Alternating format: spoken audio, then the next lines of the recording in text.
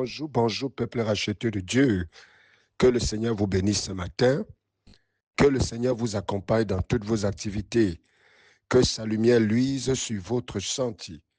Je vous souhaite de passer une excellente journée dans la paix de notre Seigneur Jésus-Christ. Alors, je viens ce matin avec un résumé de la prière que nous avons eue ce dimanche, avec pour grand thème « Arrêter le dévastateur ». Arrêter le dévastateur. Alléluia.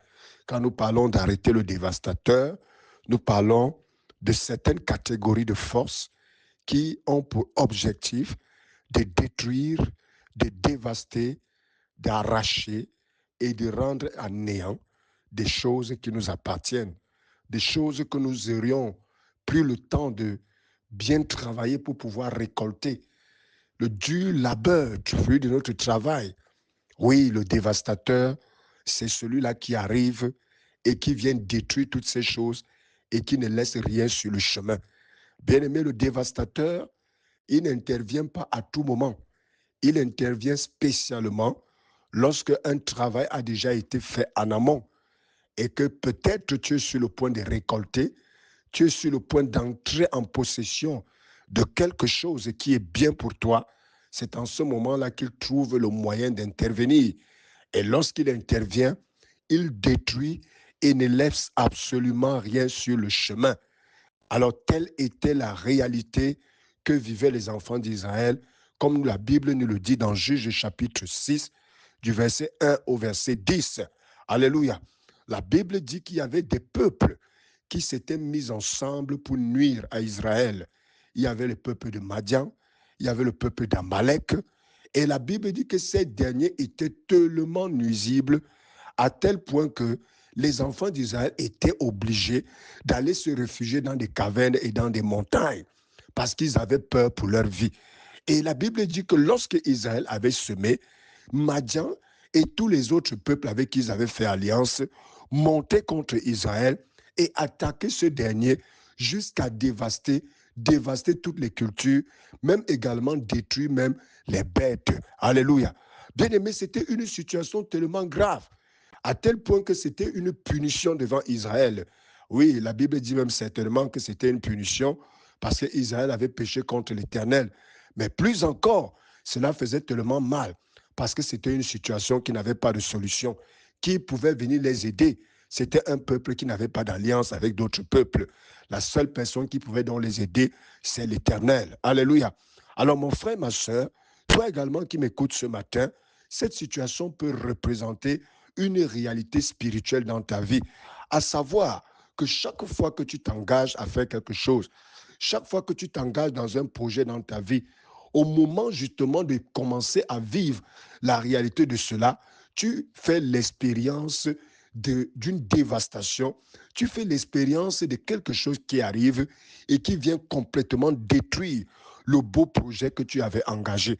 Peut-être que c'est dans le domaine du travail, peut-être c'est dans le domaine des affaires, peut-être c'est dans le domaine du mariage, peut-être c'est dans le domaine du ministère. À chaque fois que tu commences bien. Au moment où les choses doivent maintenant s'élever, tu réalises que les choses commencent à tomber. Et non pas seulement tomber, elles finissent complètement par mourir. Alors, bien aimé, si c'est le cas avec toi ce matin, bien aimé, il y a un dévastateur. Alléluia. La Bible dit que ce peuple se tenait pas très loin d'Israël. Alléluia. Il ne devait pas être loin d'Israël. Comme je vais te dire ce matin, cette puissance n'est pas loin de toi. Cette puissance est si proche des enfants de Dieu parce qu'elle est là pour guetter, pour voir partout où est-ce qu'à un moment donné, parce que tu vas voir des choses arriver, parce que des bonnes choses doivent arriver, ils doivent être là pour guetter. Et lorsque le temps de venir, de faire du bien arrive, ils arrivent donc pour apporter plutôt la destruction. C'est la raison pour laquelle, mon frère, ma soeur, dans l'autorité, le nom de Jésus, nous en avons le pouvoir. Alléluia. Toi qui m'écoutes ce matin, toute puissance qui se tient à l'entrée de ta vie, toute puissance qui campe autour de ta vie et qui a pour mission principale d'abattre, de détruire tous les beaux projets que tu envisages, d'abattre et de détruire toutes les belles choses qui doivent t'arriver, bien aimé, ce matin, pendant que tu écoutes ce message, décrète la fin au nom puissant de Jésus. Alléluia. Nous avons l'autorité Et là où Jésus règne, le diable ne peut pas régner. Le plus important, c'est de prendre conscience de la présence d'une telle force. Une fois que tu as pris conscience de la présence d'une telle force, maintenant tu peux opérer dans le nom de Jésus. Alléluia. Tout pouvoir lui a été donné dans le ciel et sur la terre. À la mention de son nom, tous genoux fléchissent, toute langue confesse qu'il est Seigneur.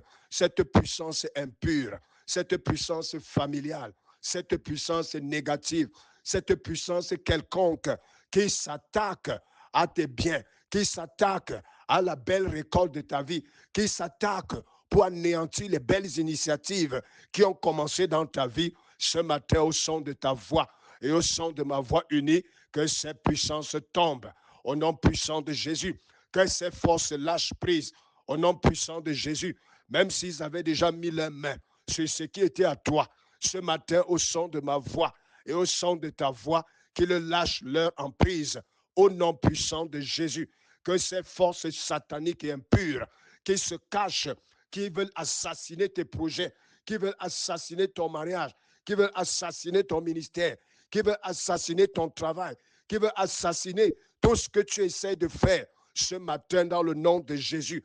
De la même manière que l'Éternel a pu arrêter Madian et Amalek, que la main de l'Éternel arrête ces puissances sataniques, les renverse dès ce jour et les retire de la porte de ta vie au nom puissant du Seigneur Jésus.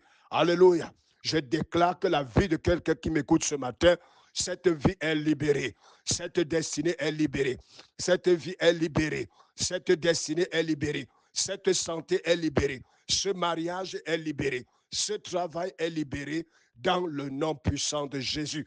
Que la bonne main de l'Éternel repose sur ta vie en cette matinée dans le nom puissant de Jésus. Merci Seigneur Dieu des armées, au nom puissant du Seigneur Jésus. Shalom, shalom, shalom, shalom, shalom.